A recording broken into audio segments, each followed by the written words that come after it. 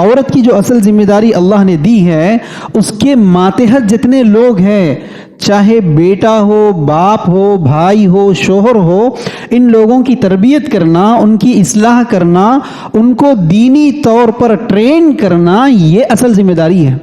In general میں آپ دیکھیے اللہ تعالیٰ ارشاد فرماتے ہیں، کہتے ہیں قرآن میں، جو آیت میں نے آپ کے سامنے تلاوت کی ہے، المؤمنون والمؤمنات بعضهم اولیاء بعض، مومن مرد اور مومن عورتیں آپس میں ایک دوسرے کے دوست ہیں۔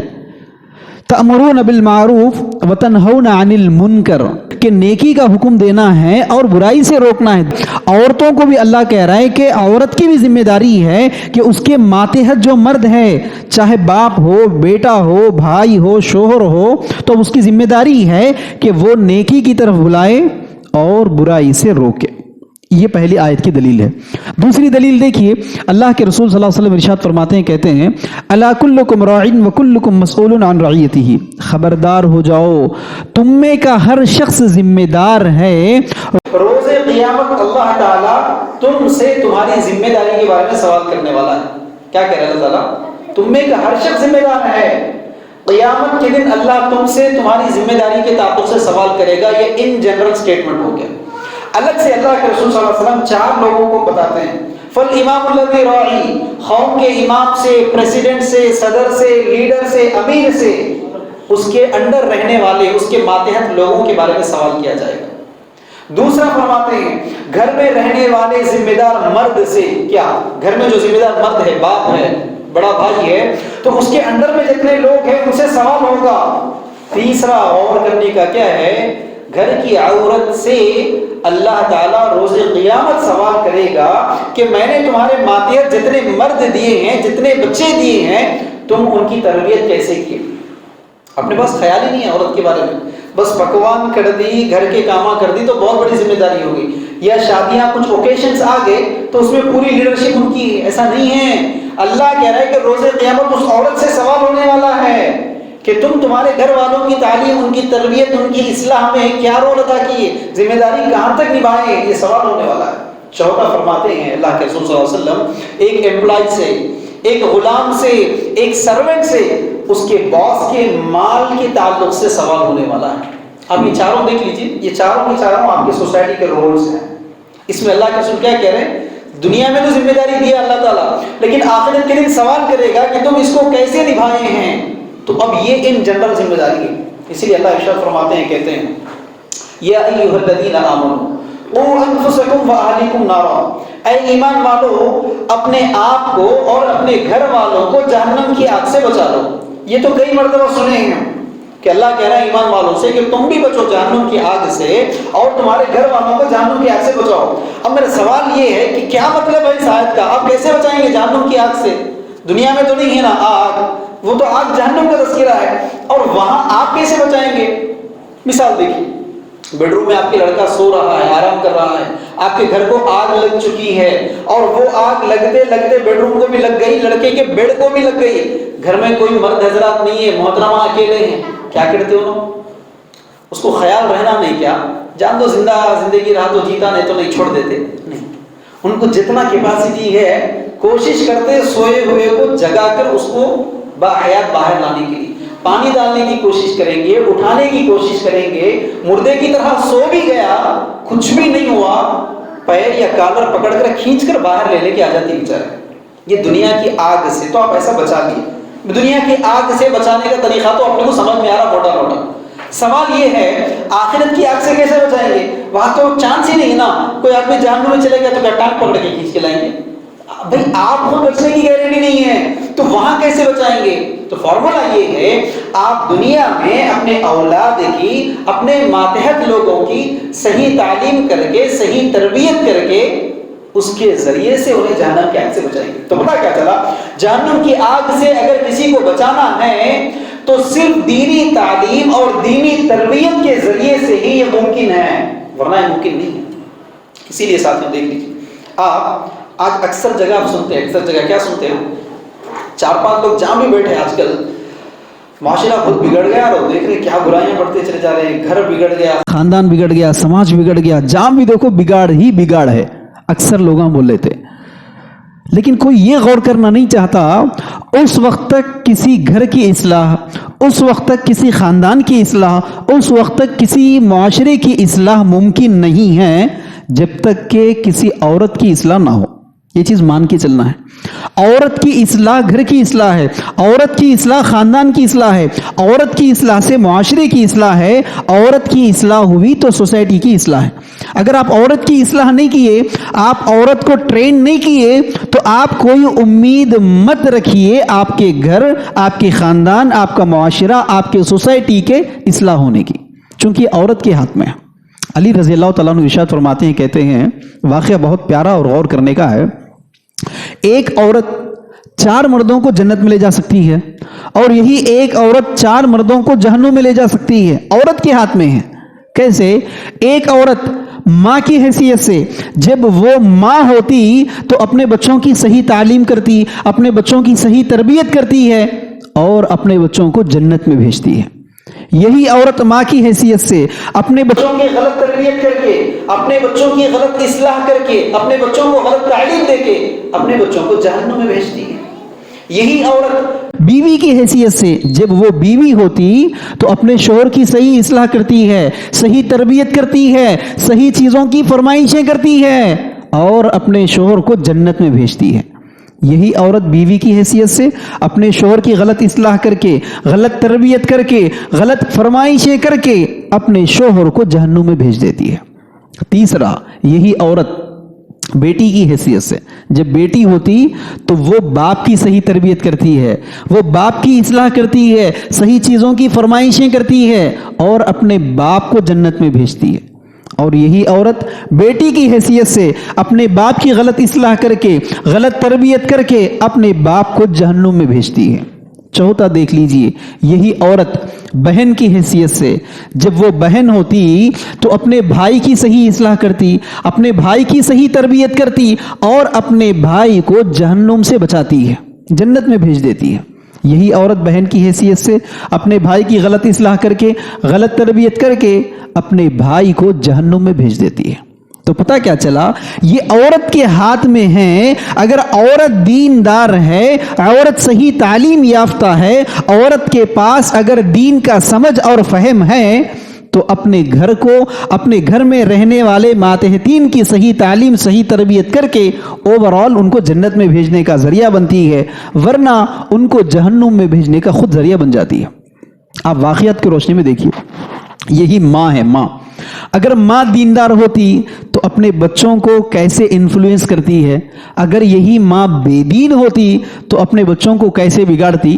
آپ واقعات دیکھ لیجئے. نوح علیہ السلام ہے. کون؟ نوح علیہ السلام ہیں جن کی 950 سال دعوتی رپورٹ ہے، ایج نہیں ہے. 950 ایئرز یہ ان کا عمر نہیں ہے، ایج نہیں ہے، وہ دعوت کا کام کا رپورٹ ہے. نوح علیہ السلام 950 سال لوگوں کو اسلام کی طرف بلاتے ہیں، دعوت دیتے ہیں لوگوں کو، لیکن ان کا بیٹا ایمان نہیں لاتا. دیکھو، بیٹا اسلام نہیں لاتا، بیٹا ایمان نہیں لاتا. آخری دن تھا، اللہ کا عذاب نازل ہونے والا تھا. آخری بار نصیحت کرتے ہیں، بیٹے آج کے دن اللہ کا عذاب آنے والا ہے، آج کوئی محفوظ رہنے والا نہیں ہے سوائے مومنین کے. تم اللہ پر ایمان لاؤ اور ہماری کشتی میں آ جاؤ، اللہ تمہاری حفاظت کرے گا. بیٹا کیا بولتا؟ اے ابو، میں وہ اونچے پہاڑ پر چلے جاؤں گا اور اس پر کھڑے ہو جاؤں گا اور میں اپنی حفاظت کر لوں گا، لیکن ایمان نہیں لاؤں گا. ایمان نہیں لاتا. آخری نصیحت کر کے وہ چلے جاتے ہیں. اس کے بعد ہوتا کیا ہے؟ ایک بہت بڑا سیلاب آتا ہے، ایک بہت بڑا موج آتا ہے، وہ پانی اوپر تک چلے جاتا اور اس کو لے کر ڈوب کے مر جاتا. تو پتہ کیا چلا؟ نوح علیہ السلام 950 سال لوگوں کو اسلام کی دعوت دے رہے، لیکن خود بیٹا ایمان نہیں لایا. کیوں؟ چونکہ ان کی ماں ایمان والی نہیں تھی. نوح علیہ السلام کی بیوی ایمان والی نہیں تھی تو بیٹے کے اوپر کوئی اثر نہیں پڑا ہے. لیکن وہی اگر ماں ایمان والی ہوتی، اگر ماں دیندار ہوتی تو بیٹے کی کیسی اصلاح کرتی ہے. ایک ادنا صحابی کافی ہے، ام سلیم رضی اللہ تعالیٰ. کون ام سلیم ہیں؟ جن کے شوہر باہر سفر پر نکل گئے، واپس لوٹ کر آتے ہیں تو دیکھتے ہیں ام سلیم ایمان لائی ہے، اسلام قبول کر رہی ہے. آنے کے بعد اپنی بیوی سے کہتے ہیں کہ اے ام سلیم تم تو بے دین بن گئی ہو, ہمارے باپ دادا کے دین کو چھوڑ کر محمد کے دین کو تم نے اختیار کر لیا ہے, لیکن میرے بیٹے کے اوپر اس کا اثر پڑنے نہیں دینا. اسی وقت بیوی ام سلیم کیا کہتی ہے اپنے بیٹے انس سے, چھوٹا انس ہے, ننا منا انس ہے, بیٹے انس سے کہتی ہے بیٹے انس کہو لا الہ الا اللہ. بیٹا لا الہ الا اللہ کہنے لگتا ہے. باپ پکار رہا ہے بیٹے انس تمہاری ماں کی بات کو نہ مان, وہ بے دین ہو چکی ہے, اپنے باپ دادا کے دھرم کو چھوڑ دی ہے, اس کی بات کو نہ مانو. پھر بھی ماں کہتی ہے بیٹے انس کہو لا الہ الا اللہ.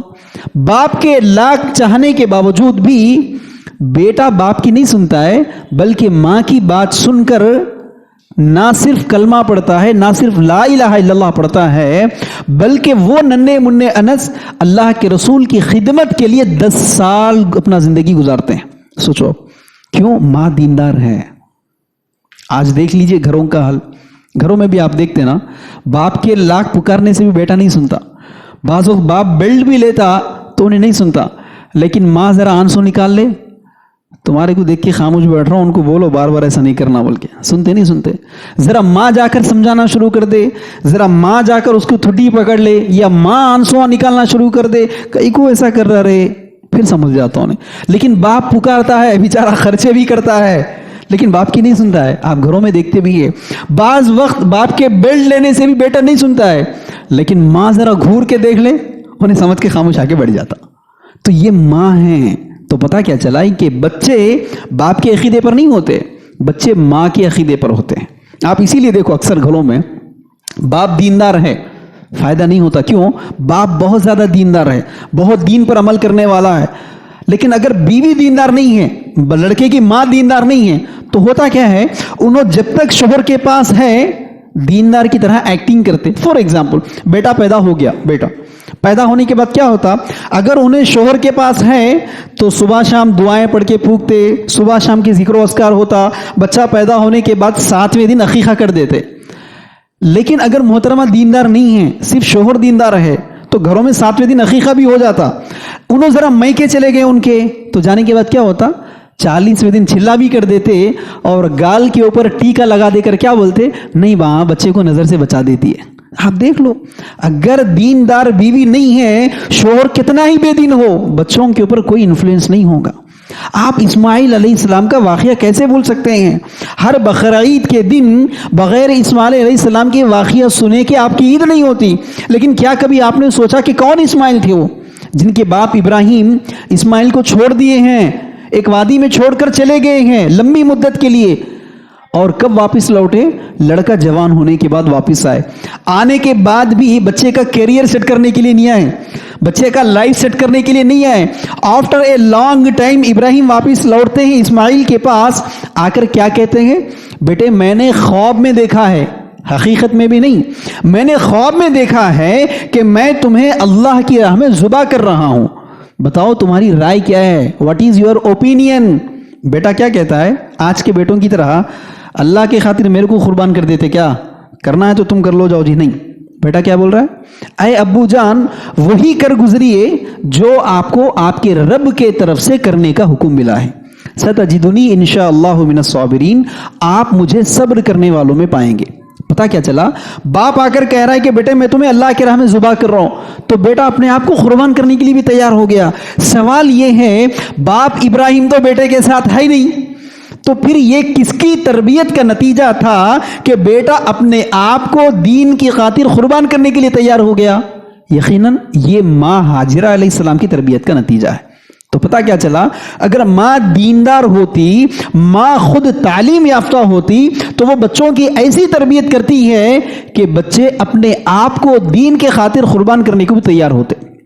آج کے بچوں کو دیکھ لو, دین کے خاطر اپنے آپ کو قربان کرنا تو لاکھ کروڑ کلومیٹر دور کی بات ہے. دین کے خاطر انہیں ماں باپ کی بات سن کے ذرا ترکاری لا کے دیے تو بس سے, بیٹا کوتمیر ختم ہو گیا, گوشت پکانا ہے, ذرا لال لیتا کیا, آتے آتے ان کو لال لو بولو نا جی آفس سے, سنتے نہیں سنتے. بچے ہمارے مسجدوں کی صفائی کرنا تو بہت دور کی بات ہے, بچے ذرا سنڈے ماں کا ساتھ دے دے گھر کی صفائی میں تو وہ ماں قسمت والی ہے. صحیح کہہ رہا ہوں میں, یہ گھروں کے حال ہے, کیوں تربیت نہیں ہے نا بچوں کی, یہ معاملہ ہے. لیکن وہی بچوں کی صحیح تربیت ہوتی تو پھر وہ بچے ایسے نکلتے ہیں. آپ دیکھ رہے ہیں آج، آپ دیکھ لیجیے یہ جتنے لوگ اپنے بچوں کو دنیا کی تعلیم ڈگریز میں ڈگریز دیتے رہے، لیکن کبھی آپ نے سوچا یہ اولڈ ایج ہوم میں جتنے پیرنٹس ہیں ان کے بچے ان پڑھ نہیں ہیں؟ ان پڑھ آٹو چلا لینے والا پلمبر بھی ہے، کلینر بھی ہے، صفائی کر لینے والا بھی ہے، انہیں 5,000 کی سیلری میں بھی اپنے ماں باپ کو پال لیتا انہیں. لیکن کبھی جا کر دیکھو اولڈ ایج ہوم میں جو پیرنٹس ہیں وہ کون ہیں؟ ان کے بچے لکھپتی ہیں، بڑے بڑے پروفیشنلسٹ ہیں. تو پتا کیا چلا، وہ بچوں کو ان کی ماں دنیا کے ڈگریز تو دے دی لیکن دین کی تعلیم نہیں دے سکی، جس کا نتیجہ یہ تھا کہ ماں زندہ ہے جا کر اولڈ ایج ہوم میں. اس سے بڑا ثبوت کیا چاہیے آپ کو؟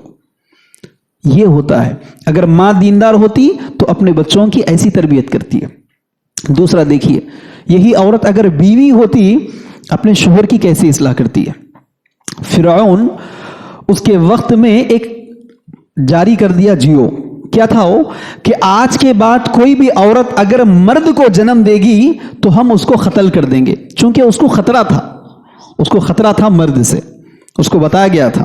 تو اس نے کیا جیو جاری کیا؟ آج کے بعد اگر کوئی بھی عورت مرد کو جنم دیتی ہے تو ہم اس کا قتل کر دیتے ہیں. یہ اناؤنس ہو گیا. اس کے بعد کیا ہوتا؟ اتنے میں اللہ کے فضل سے موسیٰ علیہ السلام کی ماں موسیٰ علیہ السلام کو جنم دیتی ہے. جیسے موسیٰ پیدا ہوتے تو ان کی بہن فکر کرنے لگتی ہے، بھائی کے جنم کی خوشی سے زیادہ اب فرعون کو پتا چلے گا تو قتل کر دے گا. لیکن اللہ کے حکم سے ان کی ماں کیا کرتی ہے؟ موسیٰ علیہ السلام کو ایک ٹوکری میں ڈال کر پانی میں بہا دیتی ہے. وہ اللہ کا کرشمہ تھا کہ وہ پانی میں بہتے بہتے موسیٰ کہاں پہنچے؟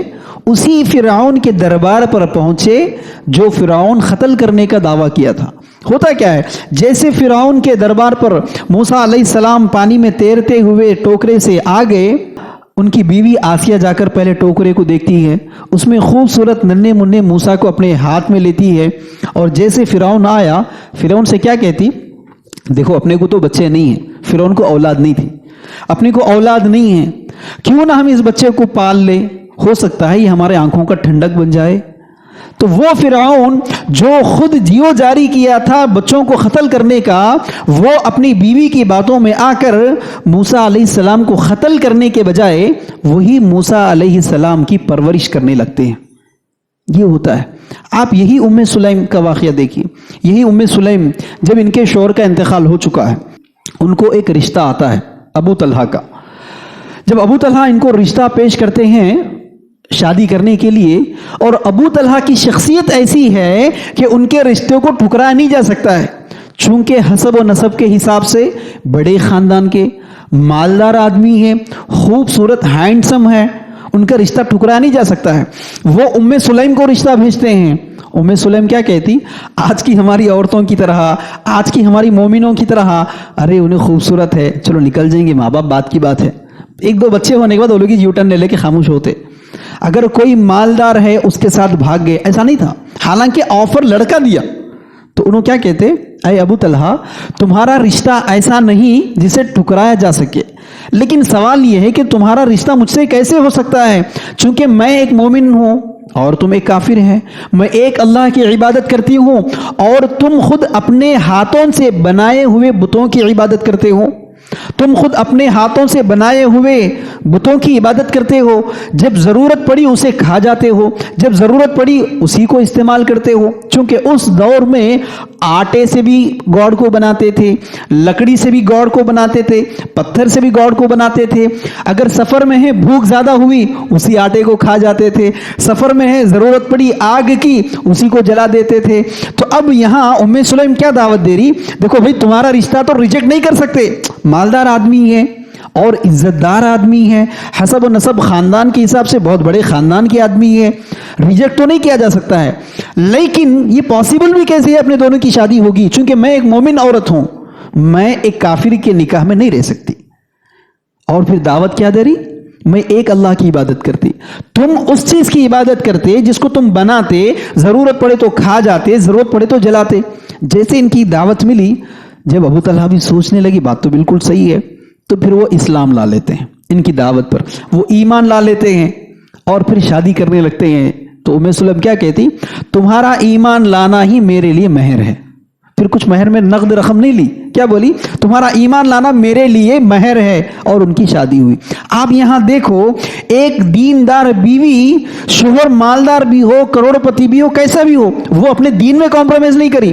جیسے اکثر آج لوگوں کو دیکھتے نا آپ, ایک لڑکا دیندار ہے, دیندار سے مراد خالی داڑھی نمازہ نہیں بول رہا ہوں میں, ایک پرفیکٹ دیندار آدمی ہے, انہیں مسجد میں دیندار بھی رہا تو مارکیٹ میں بھی دیندار رہتا, انہیں گھر میں بھی دیندار رہتا, کپڑوں کی دکان پہ بھی دیندار رہتا. اس دیندار با اخلاق آدمی کی بات کر رہا ہوں میں.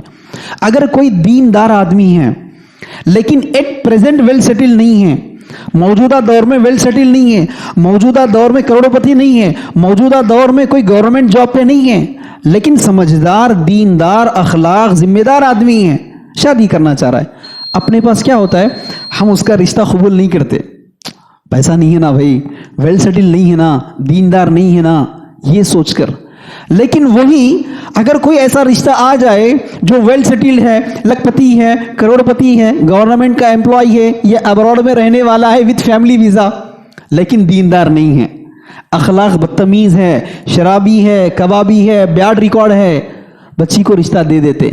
فلسفہ کیا رہتا ہمارا فلسفی, اللہ ہدایت دے دیتا بھائی بعد میں, اللہ بعد میں ہدایت دینے والا ہے. سوال یہ ہے جو اللہ بعد میں ہدایت دینے والا ہے اس کو, تو کیا اللہ اس کو بھی بعد میں ویل سیٹل نہیں بناتا تھا؟ کیا اللہ اس کو بعد میں مالدار نہیں بناتا تھا؟ تو یہ ہمارا معاملہ ہے. ہمارا معاملہ کیا ہے, ہم دین کو ترجیح نہیں دیتے, ہم اسلام کو ترجیح نہیں دیتے, لیکن وہاں ام سلیم اسلام کو ترجیح دیتی ہے, دین کو ترجیح دیتی ہے.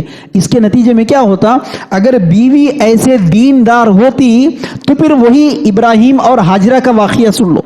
جب ابراہیم ہاجرہ کو لے کر چلے گئے, ایک وادی میں چھوڑ دیے اور سیدھے چلے جا رہے تھے, پیچھے سے پکار رہی تھی, ارے یہ کہاں لا کر چھوڑ دیے, آبادی بھی نہیں ہے, آس پاس میں لوگ بھی نہیں ہیں, کھانے کی چیزیں بھی نہیں ہیں, پینے کے لیے کوئی پانی بھی نہیں ہے, ایسے کیسی جگہ ہم کو چھوڑ کر چلے جا رہے آپ.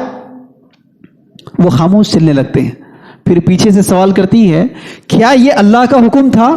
تو بس ایک جواب دیتے ہیں, ہاں یہ اللہ کا حکم ہے. تو پھر کوئی سوال نہیں کرتی. اگر اللہ کا حکم ہے تو پھر وہ اللہ ہم کو کیئر ٹیکنگ کر لے گا نا. تو ایمان ایسے ہوتا ہے دیندار عورت کا, دیندار عورت کا معاملہ ایسے ہوتا ہے. اگر وہ دیندار ہوتی, پانی بھی نہیں ہے پینے کے لیے, لیکن شوہر چھوڑ کے چلے جا رہا, تو آج کی اپنے بیویوں کی طرح اللہ کی خاطر بیوی کو روڈ پہ لا لیتے کیا, دین کی خاطر بیوی کو چھوڑ دیتے کیا, بیوی اللہ کی خاطر اسلام کو چھوڑ دیتے کیا؟ نہیں. اللہ کے اوپر پختہ یقین تھا تو کیا کری, شوہر کو سیدھے سیدھے دعوت کے کام کے لیے جانے دی. نتیجے میں اللہ بھی اس عورت کے ساتھ کیسے کام لیا, بیٹا دیا تو اسماعیل جیسے دیا. اسی عورت کے ذریعے سے اللہ نے جو پانی کا کنواں نکالا, جس کو آج آپ زمزم کے نام سے پکارتے ہیں نا, جو ایسا کنواں ہے جو قیامت تک باقی رہنے والا ہے. لیکن شروعات کس کی وجہ سے تھا؟ وہ یہی اسماعیل اور یہی ہاجرہ کی وجہ سے. لیکن یہی بیوی دیندار نہیں ہوتی. آج گھروں کی حالت دیکھ لو آپ, اس پہ زیادہ واقعات بولنے کی ضرورت نہیں ہے. بیوی اگر دیندار نہیں ہے تو کورونا نے گواہی دے دی کہ کئی ایسے ڈائیورس ہوئے, کئی ایسے ڈائیورس. ریزن صرف یہی تھا, کووڈ کی وجہ سے شوہر کی نوکری چلے گئی, تو سسرے صاحب آ کر طلاق کرا کے بیوی کو لے کے چلے گئے. MNC میں نوکری تھی, سافٹ ویئر کمپنی میں نوکری تھی, 1.5 لاکھ کی تنخواہ تھی, تو بچی کو رشتے میں دیا. اب نوکری چلے گئی نا میاں تمہاری, چل بیٹا میں پال لیتا ہوں. ہو رہا ہے نہیں ہو رہا ہے؟ دیندار بیوی نہیں ہے. یہاں کھانے کو گت نہیں ہے, پینے کو پانی بھی نہیں ہے, اللہ کی یقین سے زندگی گزار رہی تھی دیندار بیوی. لیکن وہاں کروڑوں کا پیسہ بھی ہے, اللہ پر یقین نہیں ہے. جنس شوہر کی نوکری تو دور کی بات ہے, عورت کے پاس دینداری نہیں ہے تو ناشکری کیسی ہوتی انہیں. ناشکری, اگر 99 فرمائشیں بھی شوہر پورے کر لیا, اگر ایک فرمائش پوری نہیں کرا, ایک فرمائش, محترمہ کیا جواب دیتے معلوم, تم کرے کیا جی میرے لیے, شادی ہوئے جب سے اصل کیا کرے تم میرے لیے, تم کیا لائے میرے لیے. یہ معاملہ ہوتا ہے عورت کا. اسی لیے اللہ نے کیا کہا, اکثر عورتیں ناشکری ہوتی ہیں. آپ دیکھ لو, تو یہ معاملہ ہے دیندار عورت کا. اگر عورت دیندار ہوتی بحیثیت بیوی, تو پھر وہ اپنے شوہر کے ساتھ حالات کتنے ہی خراب رہیں, حالات کتنے ہی برے رہیں, وہ اپنے شوہر کو سنبھالتی ہے. پھر یہی ام سلیم کا واقعہ آپ دیکھیے, جب اللہ تعالیٰ ان کو اولاد دیتا ہے, اولاد, واقعہ کتنا پیارا ہے. ایک لڑکا پیدا ہوتا, لیکن شوہر ساتھ میں نہیں ہے. شوہر جنگ کے لیے سفر پہ نکل گئے. جب شوہر کو واپس لوٹنا تھا, اسی دن کیا ہوتا, بیٹے کا انتقال ہو جاتا. آپ سوچو کتنا صدمے کا واقعہ ہے. بیٹے کا انتقال ہو گیا. लेकिन हुआ क्या, शोहर सफर से वापस लौटने वाला था उसी दिन। तो समझदार बीवी, दीनदार बीवी कैसे होती देखो आप, लंबे अरसे के बाद मेरा शोहर आ रहा, तो आने के बाद पहले उसे रिलैक्स चाहिए। आती है मैं उसको गम नहीं दूंगी, वो अपने मरे हुए बेटे को बोरिये में लपेटती है और पलंग के नीचे ढकेल देती है। शोहर आने के बाद जैसे शोहर आया तो दो खूबियां करती है जो हर बीवी के अंदर होना चाहिए।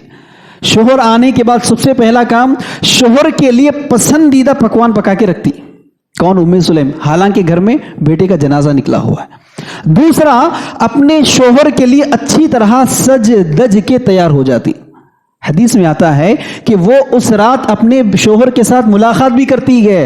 सुबह उठने के बाद अच्छा ग़िज़ा भी दे दी, पेट का भूख खत्म हो गया। बीवी के साथ, शोहर के साथ जिंदगी भी गुजार ली, एक रात भी गुजार ली, हवस भी खत्म हो गई। सुबह उठने के बाद सवाल करती है। देखो, अल्लाह ने अगर हमें कोई अमानत दे दी, कोई भी आपके पास कोई अमानत दे दिया, वो एक वक्त आने पर वापस लौटा दिया, तो क्या हमें उसे वापस देना नहीं देना है? नहीं, अमानत को वापस देना है। तो तब कितना इत्मीनान से कहती, अल्लाह ने जो लड़के को अमानत के तौर पर हमको दिया, अल्लाह ताला उसे ले लिया। ये होता है दीनदार बीवी।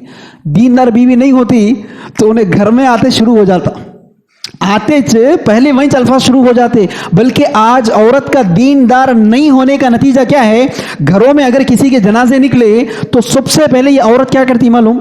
अल्लाह को नाशुक्र अल्फाज अदा करती है, अल्लाह को नाराज करने वाले अल्फाज अदा करती है। घरों में नहीं सुनते आप, अल्लाह इंसाफ नहीं करता, अल्लाह रहम दिल नहीं है, अल्लाह का दिल पत्थर है, हमारा घर मिला था क्या, हमारा बेटा मिला था क्या, क्या कम करे अल्लाह को, नमाजा नहीं पढ़े क्या, रमजान के रोजे नहीं रखे क्या, अल्लाह इंसाफ ही नहीं करता। माँ सुने नहीं सुने, ये अल्फाज बोलने वाली कौन है? औरत है, मर्द है?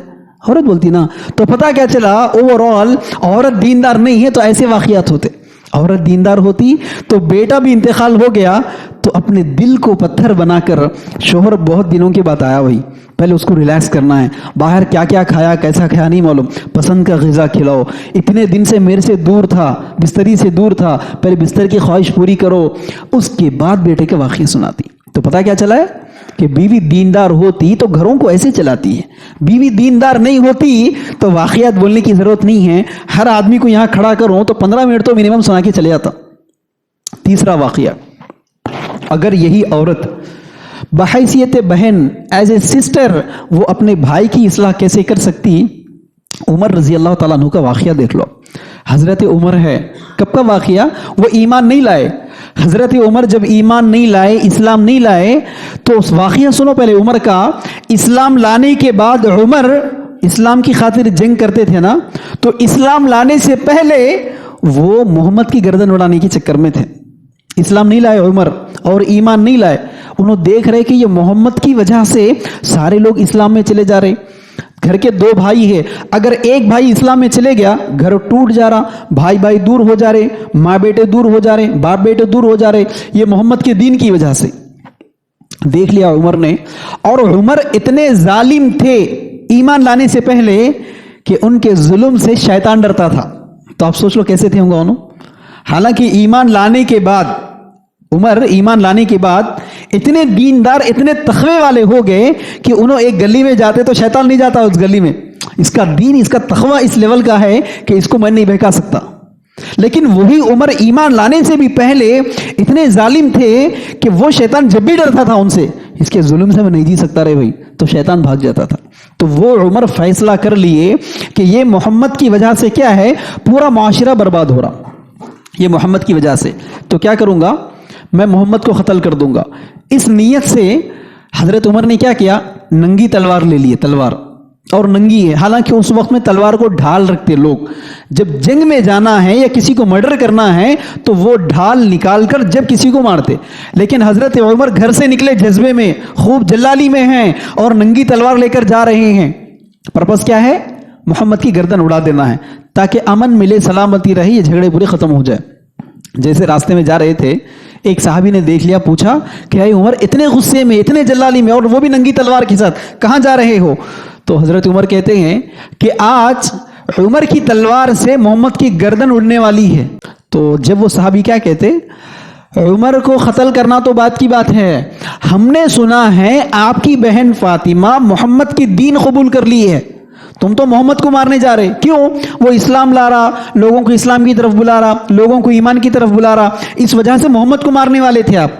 लेकिन हमने सुना है आपकी बहन मोहम्मद का इस्लाम कबूल कर ली, मोहम्मद के दीन को कबूल कर ली है। तो वही उमर जो मोहम्मद को मारने जा रहे थे ना, उसी गुस्से में, अच्छा मेरा घर का मामला है तो पहले मेरी बहन की सफाई करता हूं, तो फिर यूटर्न लेके बहन के पास चले गए। दरवाजा खटखटाने लगे, बहन भाई आकर दरवाजा खोलते हैं तो देखते हैं कि वो लोग कुरान पढ़ रहे। बहन भाई को खूब पीटने लगते, जीजा जी को, भाईजान को खूब मारने लगते। उसके बाद बहन आड़े आती है अपने शोहर को बचाने के लिए, तो बहन को भी मारने लगते। उमर बिन खत्ताब की बेटी है, ये भी उमर की बहन है, तो उमर जैसा है वो भी ताकतवर होगी। तो अब वो क्या करती, ताकत से अपने भाई की आंखों में आंख डालकर कहती कि ऐ उमर, जो करना है कर ले। मार रहा था ना हम लोग को, तो मारना नहीं, जो करना है कर ले, जिंदगी निकाल लेता, मौत देता, जो करना है कर ले, इस्लाम नहीं छोड़ेंगे, दीन नहीं छोड़ेंगे। बहन बोल दी। जैसे उमर देख लिए कि मेरी बहन मेरे साथ इतने जज्बात में बात कर रही, वो अल्फाज बहन के सुनना था, उमर के हाथ से तलवार नीचे चले गया, नीचे गिर गया। और रिटर्न में सवाल क्या करते, अच्छा तुम क्या पढ़ रहे थे, जरा पढ़ के सुनाओ। तो फिर बहन कहती जाओ गुस्ल करके आओ। तो वो गुस्ल कर कर आते हैं, तो फिर नीचे सर डाल लेकर बैठते हैं। बहन फातिमा सूरे ताहा के आयत तिलावत करके सुनाती है, अल्लाह का हुक्म, अल्लाह का फजल होता है, उमर वहीं पर इस्लाम कबूल करते। सीक्वेंस ही कैसा है देखो। उमर निकले क्यों थे, मोहम्मद की गर्दन उड़ाने के लिए। उमर फिर वापस क्यों लौटे, अपनी बहन की सफाई करने के लिए। तो वो उमर जो मोहम्मद की गर्दन उड़ाने के लिए चले गए इस्लाम ला रहा बोल के, वो उमर जो बहन को मार रहे थे इस्लाम कबूल कर ली बोल के, वही उमर बहन की बातों में आकर गुस्ल कर लेके आके सर नीचे डाल लेके बैठ के कुरान की तिलावत करके वहीं इस्लाम कबूल कर लिया। तो पता क्या चला, बहन दीनदार होती तो ऐसे होती, बहन तालीम याफ्ता होती तो ऐसे होती। वरना अगर बहन दीनदार नहीं है तो फिर मुझे वाकयात सुनाने की जरूरत नहीं है, आपके घर गवाही देंगे। कितने घर है जहां भाई गलती करता, किसी को मालूम हो या ना हो, बहन को पता चलता। भाई किसी से एफआईआर चलाता, किसी को पता हो या ना पता हो, बहन को जरूर पता होता है।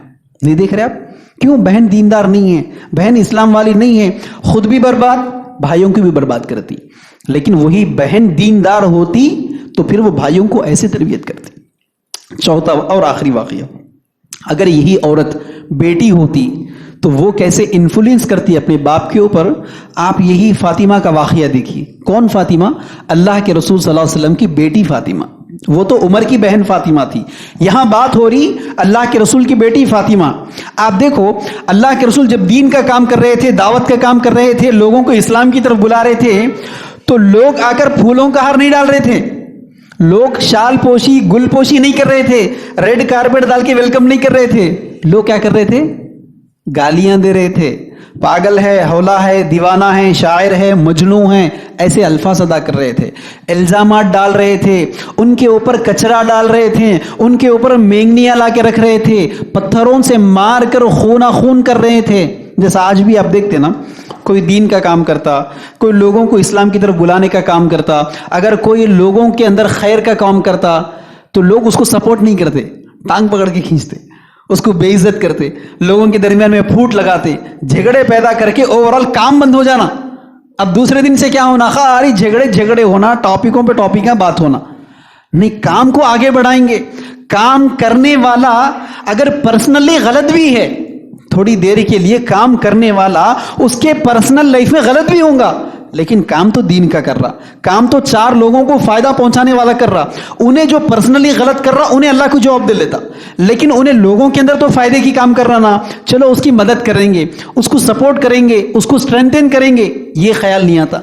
चलो कुछ भी नहीं करे, खामोश बैठेंगे, ऐसा भी ख्याल नहीं आता। क्या करते? टांग पकड़ के खींचते ना, बेइज्जत करके, बदनाम करके, जलील कर दे के काम करने वाला, फिर उन्हें मुर्तद हो जाना बेजार हो जाके। तो वैसे ही उस वक्त भी क्या होता था, लोग अल्लाह के रसूल को ताने देते थे। और दिलचस्पी की बात क्या है, अल्लाह के रसूल को ताने देने वाले उनके खिलाफ जो थे, बाहर वाले नहीं थे, खुद उनके खानदान वाले थे, खुद उनके करीब वाले थे, खुद उनके मोहल्ले वाले थे, खुद उनके रिश्तेदार थे, खुद उनके सगे चाचा थे। लेकिन आपको दिलचस्पी की बात क्या है गौर करने की, अल्लाह के रसूल जब भी घर वापस लौटते, खैरियत से वापस नहीं लौटते थे, کبھی گھر آئے سر پر کچرا ہے، کبھی گھر آئے زخم ہے، کبھی گھر آئے تو غم زدہ آئے. تو بیٹی فاطمہ اپنی بیٹیوں کی طرح کئی کچھ یہ لوگوں کے پورے پریشان ڈالے کے بیٹھے سو اچھی نوکری دیا نا اللہ تعالیٰ کتنا کیا ہوتا تو تھوڑا بہت کام کر لے رہے نا اپن تو دین پہ چل رہے نا. لوگ نہیں سن رہے چھوڑ دو نا، خالی تو تمہارے کو بدنام کر رہے، تم اچھا ہی کر رہے ہوں گا تمہارے کو بدنام کر رہے، جان دو چھوڑ دو. نہیں، فاطمہ کیا کہتی ان کی بیٹی فاطمہ ان کے ابو سے، اے ابو یہ جو لوگ بھی آپ کے ساتھ جو کچھ بھی کر رہے نا ان کو نہیں پتا آپ کا مقام کیا ہے، ان کو نہیں پتا ہے آپ کا مرتبہ کیا ہے، ان کو نہیں معلوم کہ آپ رحمت للعالمین ہیں. وہ تو آپ کو تکلیف دے رہے، ان کو نہیں معلوم آپ رحمت ہیں ان کے لیے. تو جب بھی گھر پہ آتے ہیں باپ تو سر کے اوپر کا پورا کچرا صاف کرتی ہے، کبھی گود میں لے کر سر پورا صاف کرتی ہے اور اپنے باپ کو ہمت دے کر واپس بھیجتی ہے. آپ دیکھ لو آج بھی اگر باپ کتنا ہی غریب ہو، باپ کے پاس چاہے عید کے دن پیسے بھی نہ ہوں، اگر بیٹی آ کر تھوڑی ہمت کی باتیں بول دے تو باپ کے اندر کتنا جذبہ جاتا، باپ کتنا خوش نصیب سمجھتا ہے. لیکن اگر وہی بیٹی دین کی باتیں کرنے کے بجائے اب گھروں میں کیا ماحول چل رہا وہ آپ لوگ اچھی طرح جانتے ہیں. تو ان 4 واقعات کے ذریعے سے بحیثیت ماں، بحیثیت بیوی، بحیثیت بہن، بحیثیت بیٹی دیندار ہوتی تو کیسے کرتی ہم نے تاریخ میں دیکھ لیا ہے، ہم نے واقعات کی روشنی میں سن لیا ہے. اب آپ کو غور کرنا یہ ہے کہ اگر آج بھی ہماری گھر کی عورتوں کو ہم دیندار نہیں بنائیں گے، آج بھی ہم ہماری گھر کی عورتوں کو اسلام پر نہیں لائیں گے تو یہ 4 ایگزامپلز آپ اپنے گھر پر فٹ کر لو، آپ کو پتا چلے گا. لیکن آپ کو پتا چلنے کے لیے کہ یہ عورت دیندار ہوتی تو گھروں کو، معاشرے کو کیسے تبدیل کرتی واقعات دیکھ لیے. لیکن یہی عورت اگر دیندار نہیں ہوتی تو معاشرے کو کیسے بگاڑتی 2 ایگزامپلز دیکھ لو. پہلا مثال، آج گھروں میں جتنے جھگڑے ہیں، خاندانوں میں جتنے جھگڑے ہیں، ساس بہو کے درمیان میں جتنے جھگڑے ہیں، یہ پورے جھگڑے کرنے والے کون؟ مرد.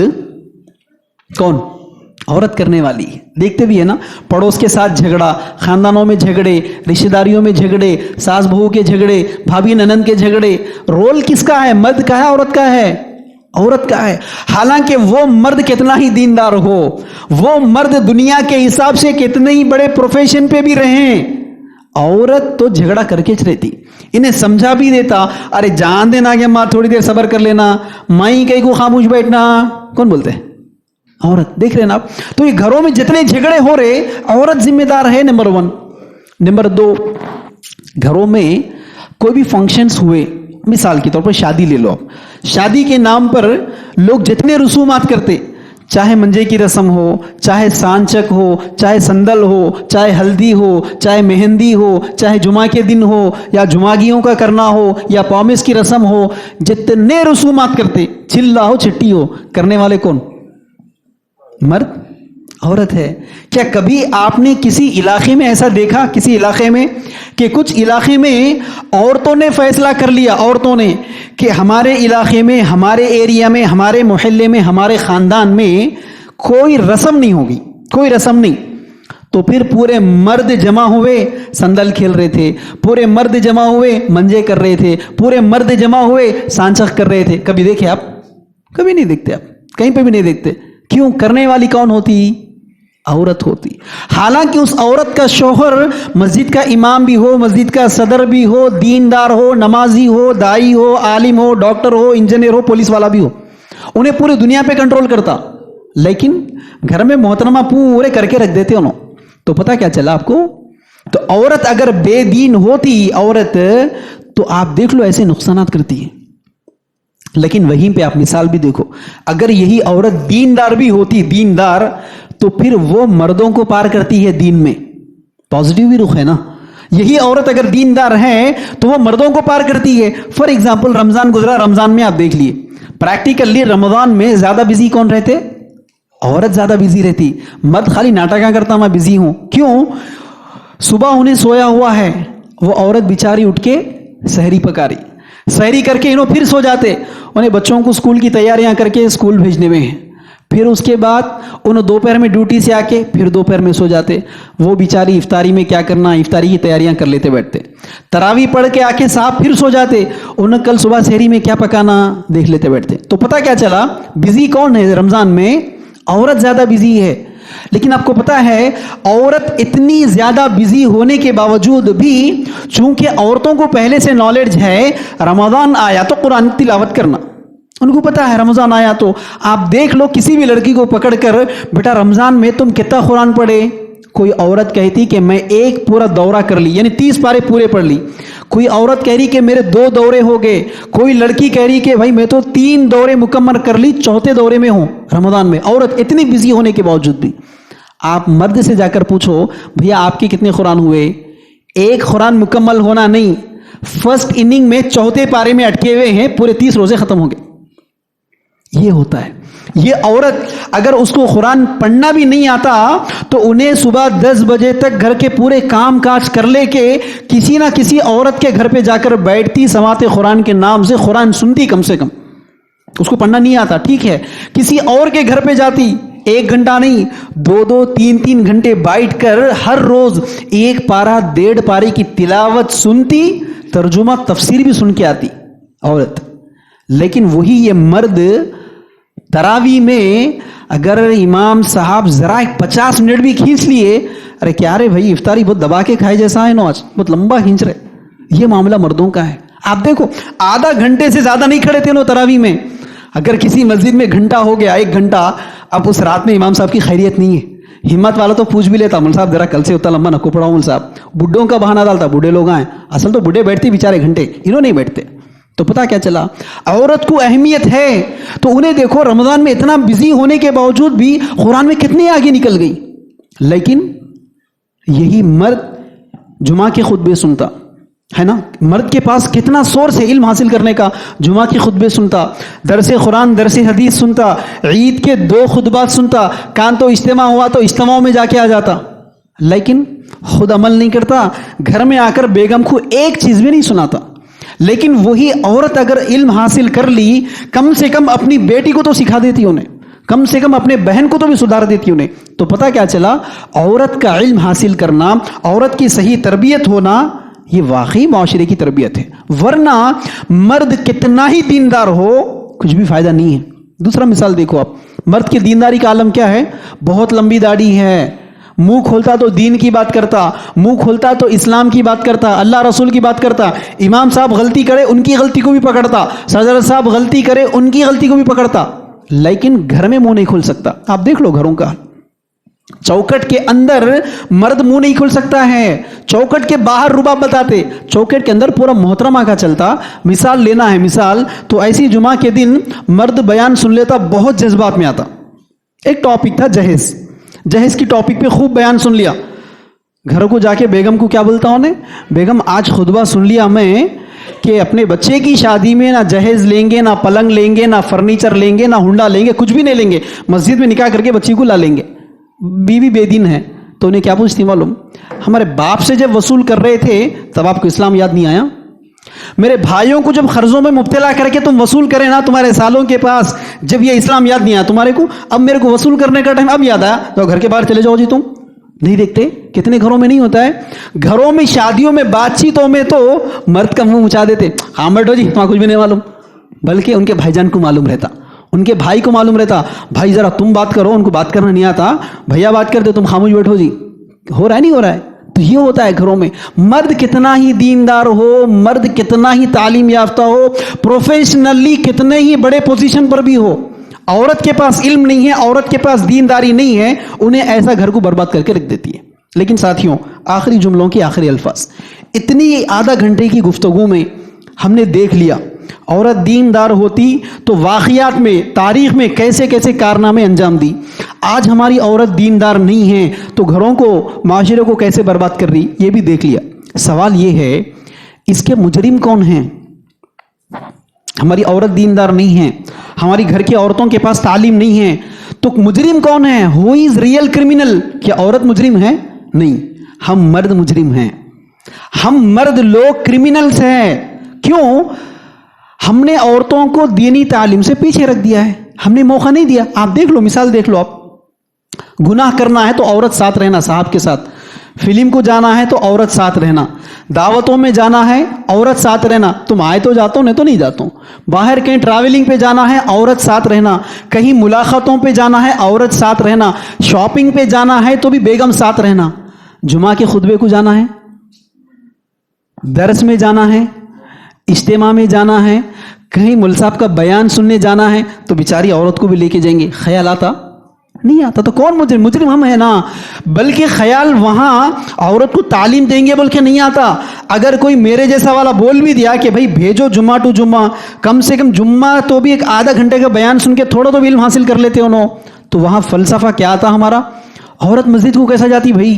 عورت مسجد کو گئے تو فتنہ ہوتا, عورت مسجد کو گئے تو گناہ ہوتا. سنتے نہیں سنتے؟ ہاں, عورت مسجد کو گئے تو فتنہ ہوتا.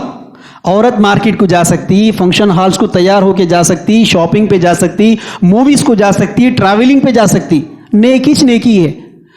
اجتماع کے لیے آئی, مسجد کے لیے آئی تو گناہ ہے. میں یہاں مسلک کی بات نہیں کر رہا ہوں, میں یہاں جماعتوں کی بات نہیں کر رہا ہوں. میں کامن سینس کی بنیاد پر آپ سے سوال کر رہا ہوں کہ عورت مارکیٹ جا رہی تو گناہ نہیں ہے, عورت شاپنگ پہ جا رہی تو گناہ نہیں ہے, عورت میک اپ کر کے تیار ہو کر فنکشنز میں جا رہی تو گناہ نہیں ہے, فتنہ نہیں ہے. لیکن عورت اللہ کے گھر میں علم حاصل کرنے کے لیے جا رہی تو آپ بول رہے فتنہ. یہ تو آپ کے ذہن کا علاج کروانا ہے, یہ سوچنے والی بات ہے. تو پتہ کیا چلا, ہم نے عورتوں کو پیچھے رکھا نا. ہم نے عورتوں کو علم حاصل کرنے کے موقع فراہم نہیں کیے. ورنہ اگر عورت علم حاصل کرتی تو مرد سے آگے چلے جاتی. نہ صرف دینی تعلیم, کسی بھی فیلڈ میں عورت آ گئی تو مرد کو پیچھے رہنا ہے. مثال لینا ہے, کسی بھی اسکول, کسی بھی کالج کو چلے جاؤ, ٹاپرز کی لسٹ دیکھو. ٹاپرز کی لسٹ 75 گرلز ہے تو 25 جینٹس ہیں. دیکھ رہے نہیں دیکھ رہے؟ چورسوں پر بڑے بڑے ہورڈنگز, بڑے بڑے فلیکسیز لگتے ٹاپرز کے.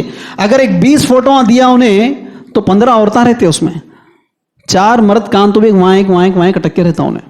تو کیا پتا چل رہا ہے آپ کو؟ وہ عورت کوئی چیز حاصل کرنے کے لیے چلے جا رہی نا, انہیں مردوں کو پیچھے کر کے کتنا ٹاپ پہ چلے جا رہی. نہ صرف علم میں بلکہ آج عورت ہر میدان میں آگے نہیں ہے. باکسنگ میں دیکھ لو عورت آگے آ گئی ہے نہیں؟ آپ کرکٹنگ میں دیکھ لو عورت آگے آ چکی ہے. چیمپئن میں دیکھ لو عورت آگے آ چکی ہے. عورت آج سپریم کورٹ کی جج بن چکی ہے. عورت پریزیڈنٹ آف انڈیا بن چکی ہے. عورت آپ کی پائلٹ بن چکی ہے. عورت آپ کی چاند پر بھی جا چکی ہے نا. دیکھ رہے ہیں نا آپ؟ تو پتہ کیا چلا, ہم نے عورت کو موقع دیا تو وہ مردوں کو پار کر کے اتنے ہائی لیول پر چلے گئی. سوال یہ ہے, وہ عورت کو آپ دین کہاں دیے؟ دنیا دیے تو پروو کر کے دکھا دی, اتنے ٹاپ پہ چلے گئی انہیں. سوال یہ ہے دین کہاں دیا آپ اس عورت کو؟ آپ دین نہیں دیے. اگر اسی عورت کو آپ دین دیتے, اسلام کی تعلیم دیتے, اسلام سکھاتے, تو جیسا انہیں چاند پہ گئے نا ویسی انہیں جنت میں جاتی, تمہارے کو جنت میں لے کے چلے جاتی. ورنہ مجھے کہنے کی ضرورت نہیں, آپ کے گھر گواہی دیں گے, آپ کا معاشرہ گواہی دے گا, آپ کے گلی گواہی دیں گے. دوسرا وجہ کیا ہے؟ آج جتنے بھی لوگ عورتوں کو تعلیم دے رہے, کیا وہ باپ کبھی سوچ رہا ہے تعلیم کے معاملے میں کہ بھئی میری بچی جو تعلیم حاصل کرنے کے لیے جا رہی اس کا فائدہ کیا ہو رہا ہے؟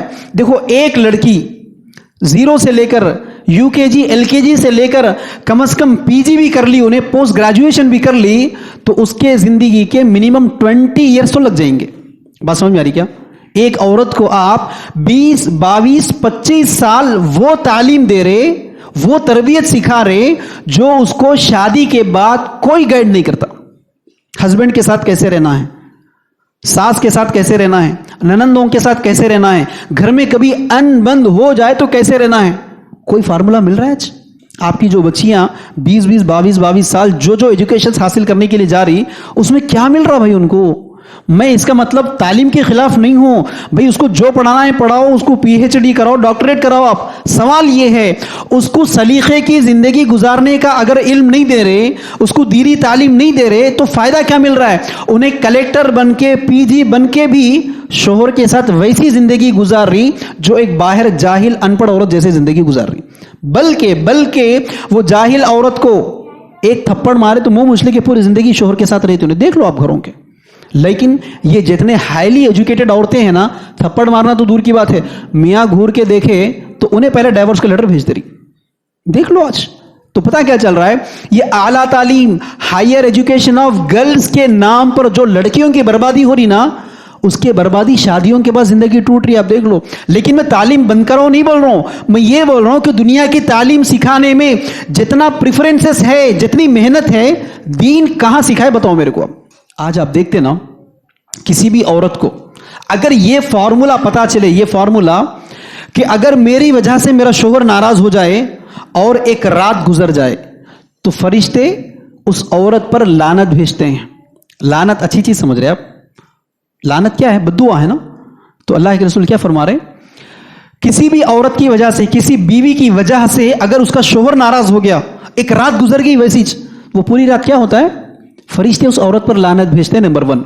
نمبر 2، اسی ناراضگی میں اگر شوہر کا انتقال ہو گیا یا بیوی کا انتقال ہو گیا تو وہ بیوی کہاں جائے گی؟ جہنم میں چلے جائے گی. سوال یہ ہے، اگر آج کسی عورت کو، کسی بیوی کو اگر یہ فارمولا پتا ہوتا تو کیا اپنے شوہر کو ناراض کرتی؟ لیکن یہ فارمولا اس کو کہاں ملے گا؟ کون سے گریجویشن میں ملے گا؟ کون سے پوسٹ گریجویشن میں ملے گا؟ بتاؤ مجھے. یہ ملے گا قرآن اور حدیث میں. بدقسمتی سے اسی سے ہم عورتوں کو دور رکھتے. نتیجہ آج آپ کے گھر ہے. اسی لیے کیا کرو؟ آج کے بعد فیصلہ کرو. آج کے بعد جیسا مسجدوں میں جمعہ کے خطبے ہو رہے، مسجدوں میں 5 وقت کے نمازیں ہو رہے، اسی طرح ہر محلے میں یا جہاں جہاں بھی مسجد ہے اس مسجد کے دائرے میں عورتوں کے لیے تعلیم کا انتظام ہونا. کم از کم ویکلی ونس تو بھی کوئی ایسا ذریعہ ہونا جہاں عورت آئے اور علم حاصل کر کے چلے جائے. علم کا مطلب یہ مت سمجھو، چونکہ ہمارے پاس کیٹیگری ہے مرد دیندار. مرد دیندار بولتے داڑھی، ٹوپی، کرتا پیجامہ، نمازاں پڑھ لیتے، دکھتا، تسبیح ہاتھ میں رہتا. اس کے بعد گالی گلوچ کرتا ہونے، گھر میں گیا تو بیوی کو جوتے مارتا، بچوں کے ساتھ اچھا نہیں رہتا، مارکیٹ میں چلے گیا تو جھوٹ بول کے دھوکے دے کے کاروبار کرتا. عورت دیندار تو امیجن کیا تھا؟ ہاں، پردہ کرتی، نمازاں پڑھتی، قرآن پڑھتی. اتنا دیندار ہے کیا؟ نہیں. عورت دیندار میں ماں ہونے کی حیثیت سے کیسے رہنا، بہن ہے تو کیسا رہنا، بیٹی ہے تو کیسا رہنا، بہو ہے تو کیسا رہنا، ننن ہے تو کیسا رہنا، یہ تعلیم دو اس کو. عورت جس عمر میں ہے، جس پروفیشن میں ہے، اس کے اوپر اسلام کے احکامات کیا ہے، اس کے اس ایج کے حساب سے اسلام کیا سکھا رہا ہے، سیرت کے وہ واقعات، صحابیات کے وہ واقعات جو ان کے ٹائم پہ کیسے زندگی گزاری تھی، ان سے بھی ہارڈ ٹائم ان کے اوپر آیا تو انہوں کیسے مثال بنے، وہ واقعات، وہ والا رائٹ ٹائپ آف ایجوکیشن دینے کا فیصلہ کرو آج کے بعد. تیسری اور آخری بات ہمارا کیا ہے؟ ہماری عورتیں اتنی شارپ کیوں ہوئی آج؟ اتنی شارپ، جاری علم حاصل کر رہی اور سب چیزیں سیکھ رہی، پریکٹس کر رہی. تو عورتوں کو ایسا ماحول اپنے گھروں میں، اپنے محلوں میں، اپنے مسجدوں میں ایسے چانسز کریٹ کرو، ایسے سہولتیں فراہم کرو تاکہ عورت آئے اور دین سیکھے، علم سیکھے. اگر عورت دنیا نہیں سیکھی پھر بھی دنیا گزر جائے گی. عورت اگر دین نہیں سیکھے گی تو دنیا بھی برباد، آخرت بھی برباد ہوگی. اللہ رب العالمین سے دعا ہے، اے پروردگارہ جو کچھ کہا اور سنا گیا ہے ہم تمام کو کہنے اور سننے سے زیادہ عمل کرنے کی توفیق عطا فرما.